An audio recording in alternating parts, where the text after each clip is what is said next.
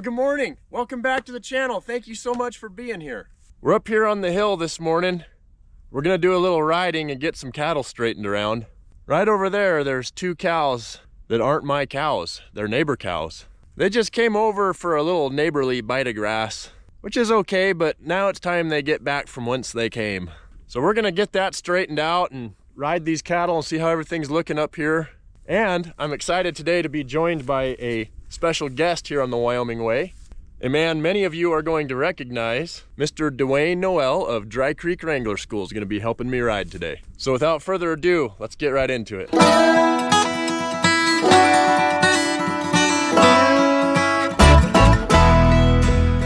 think I hear Dewayne coming. Yep, there he is. The man, the myth, the legend, Mr. Dewayne Noel.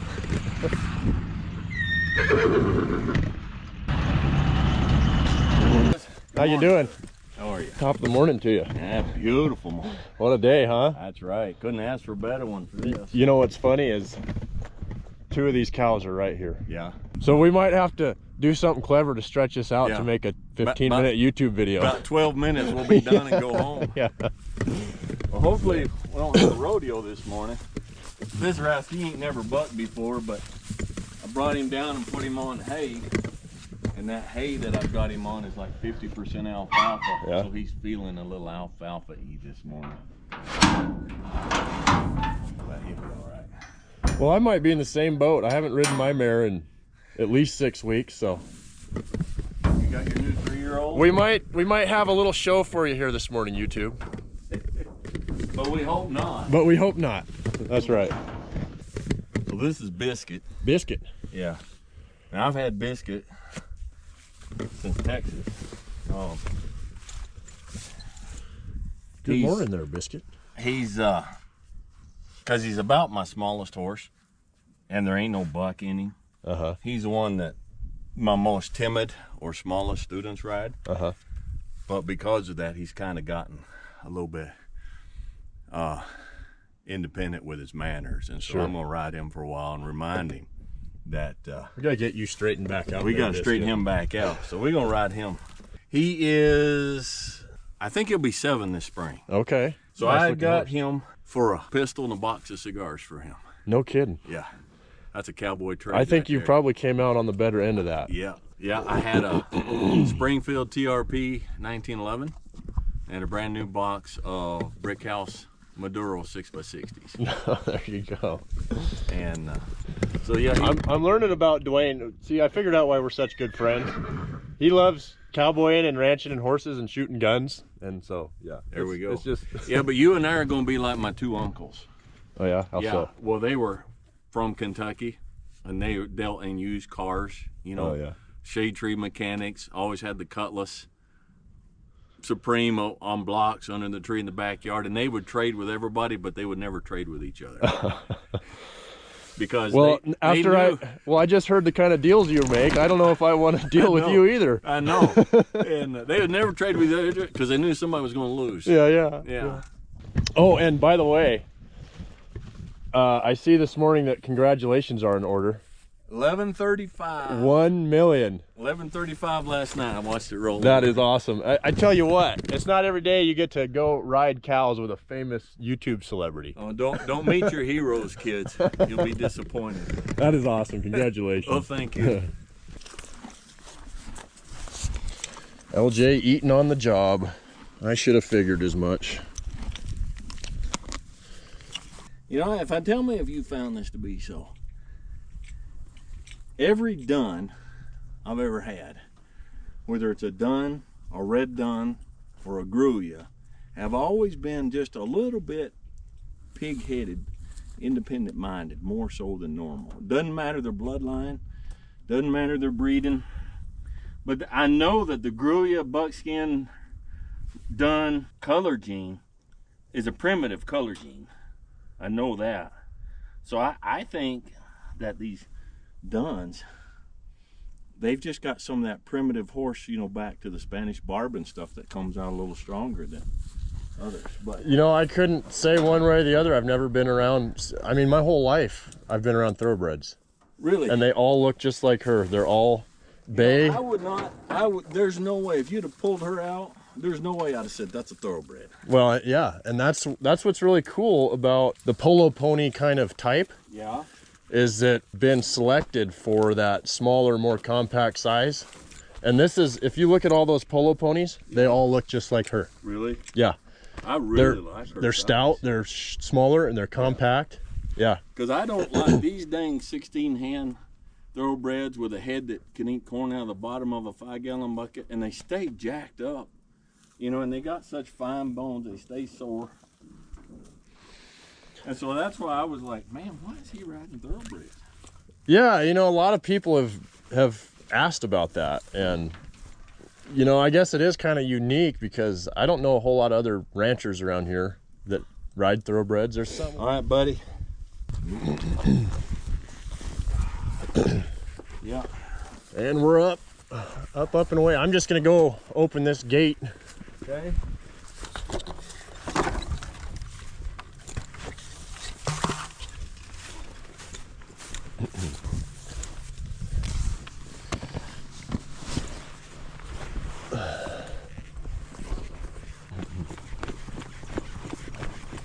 I'm gonna go trot around them and kind of get them stopped on this flat before they take off down that draw.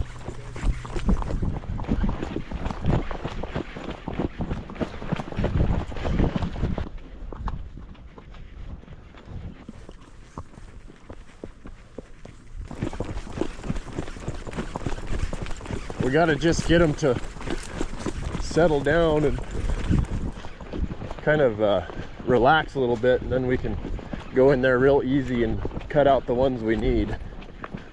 But we're gonna have to get them to settle down a little bit. Dwayne's gonna watch the gate for me so they don't go out. I see one right there, great big cow right there. That's not mine.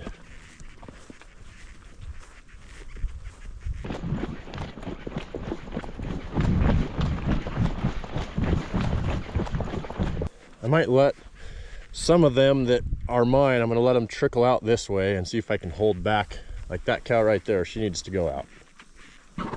Actually, I think those two right there might be our girls, if I'm not mistaken. So maybe I can hold them back right here. Yeah, I think that's them right there. Of course, she's gonna wanna go with the others, which you can't blame her.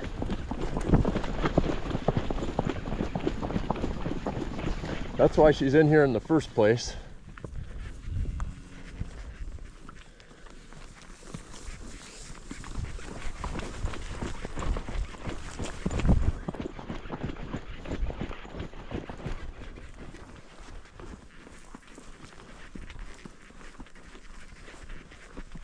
I'm gonna make sure that's them. Yep, that's my neighbor's brand for sure. I gotta double check this other one. I'm not sure about her.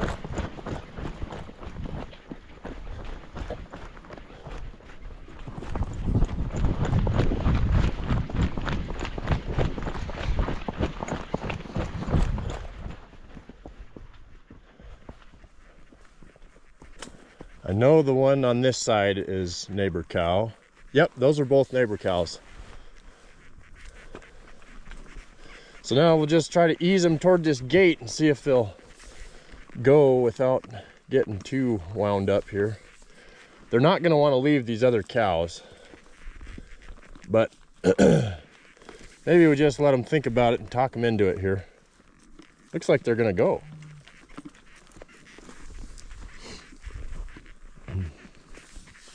Come on, guys, make me look good for YouTube.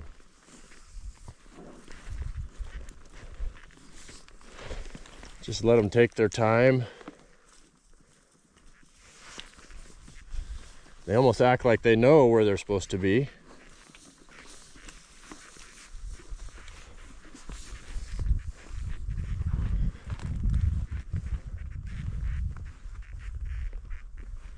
Come on, girls. You don't have to leave, but you can't stay here.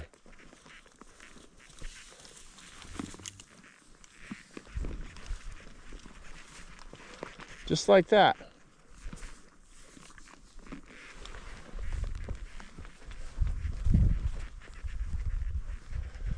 Wow.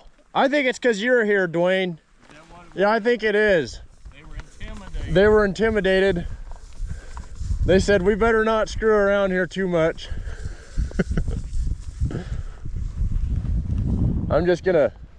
We'll just kick them off this ridge a little ways. And All right.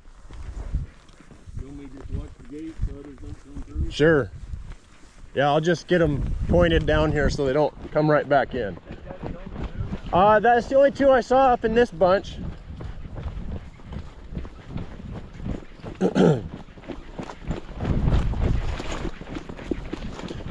You go on and get now, girls. Get.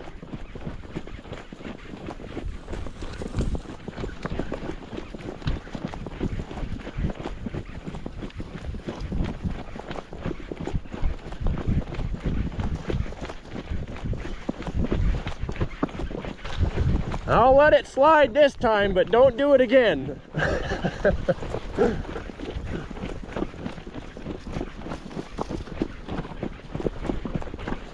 On out. That ought to do it.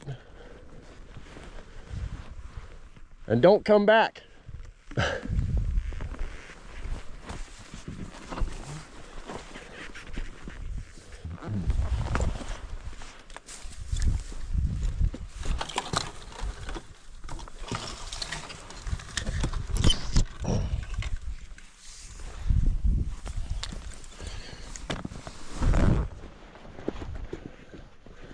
Nothing to it. So are we just tooling along luxury for a while? We're just tooling along at this point. So I can have my breakfast? I didn't have breakfast this morning. Well, yeah, I mean, oh, yeah. That's a real man's breakfast. That's right. A real man smokes his breakfast. I had coffee already, but I haven't had breakfast. You're one of a kind, Dewayne. Good or bad. Pretty nice scenery up here too, to have a little roll a little smoke at the foot of the Bighorn Mountains. At the foot of the Bighorn Mountains.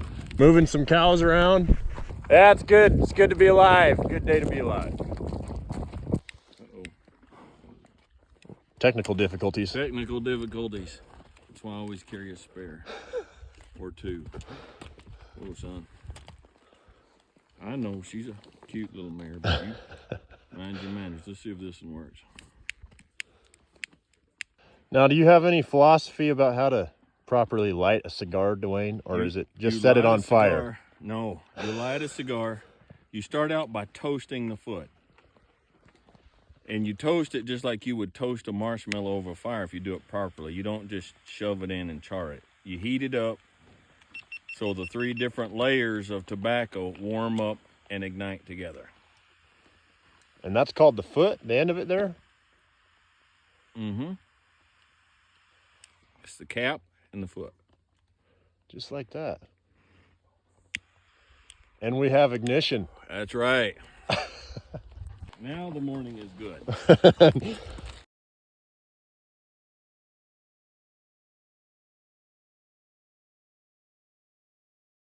So I tell that story, and then basically the point is, look, life, if you get out and accept the adventures, then you're going to have the fun, you know,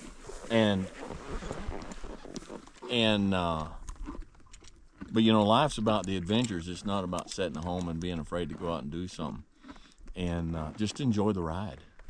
You always been a storyteller? I have. Yeah? Where'd you inherit that from? I would guess, you know. Did your dad tell a lot of stories? My dad, no, he didn't. But my granddad did. Oh, yeah? He was a very humorous storytelling fella.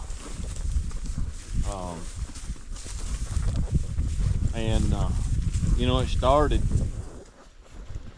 I went into the ministry at a young age. And it just developed over time. I found out, you know, I discovered that, at least for me, stories were the best way to illustrate a point and get it across. Sure. you know, where people were interested in what you're trying to say, and then you put it, you know, and that's what all the parables were. Sure. People remember parables and stories. They make a connection with those a lot more readily than they do just somebody telling you information. Well, you can bring up, you know, whatever, a philosophical or a spiritual or whatever kind of truth, but if you use a story to illustrate it and to bring it across, then it's put together with something that's earthy, that people can understand, that they can relate to, you know. Where do you see the channel going from here? I mean, do you have goals for it, or are you just going to kind of let it organically do what it wants to do? It just organically do what it wants to do, because that's where I got here. I had no goal to get here. Yeah. My goal when I started it was to get like 10,000 subscribers. Uh-huh. I'm like, I think we can do that in 2 or 3 years. We can get 10,000 in 2 or 3 years, you know, and that'll be good, just to say I did something. So yeah, now what happened just happened. I'm not going to step in and say, I got it, I'll take it from here. Yeah, right. What do you feel like was the big turning point in the channel as far as getting some serious traction, getting into the big numbers, the big like viewership, audience, really building the audience? The cigar philosophical videos. Okay. You know, when I love the horse videos. Yeah. All right. But when I do those, like, I don't get a fraction of the views. Yeah. But those people are really important to me. The people who came on from the very start because of the horse content. So I don't want to leave them and go do something else. So I still do that content. But the big traffic is like my top 2 videos was when you just ain't got it all together, and how to deal with loneliness. I mean, those are in the millions. Yeah, those really struck a chord with people. Yeah. And the other one was campfire coffee. I can't even believe that. That's easily within my top 5. Just making a pot of coffee on the fire. I don't even understand that. Would you say those are some of your some of the content you're most proud of? I don't know, but I know that I'll do a video and I'm like, man, that's a barn burner right there. That's really good, and it won't do anything, nothing. And then I'll do one, I'm like, well, here's a little something. I haven't put anything out in about 9 days, and so I'll sit down and do this one, and it'll completely blow up. You enjoy making the tack room videos, though. Seems like you really enjoy that. I love telling stories. Yeah. I do. I love telling stories. Yeah. All the experiences, which brings up all the stories, and then the love of storytelling. You know, it all came together. It's almost like the Lord said, son, I'm going to form you, and this, in order to do this. This is what I want you to do. There's some folks out there that need encouragement. Deer. That need encouragement, and they need someone who can give it to them in a palatable fashion. Yeah. And then, of course, you know, my dad hated TV, so I grew up without TV, so I grew up reading, and so there's all the literature background and all that, which definitely plays into it. So, well, it's a beautiful thing when any human being in life stumbles upon that thing which they were meant to do. And it really does seem like you're doing that thing that you were created to do. Yeah. And that's when I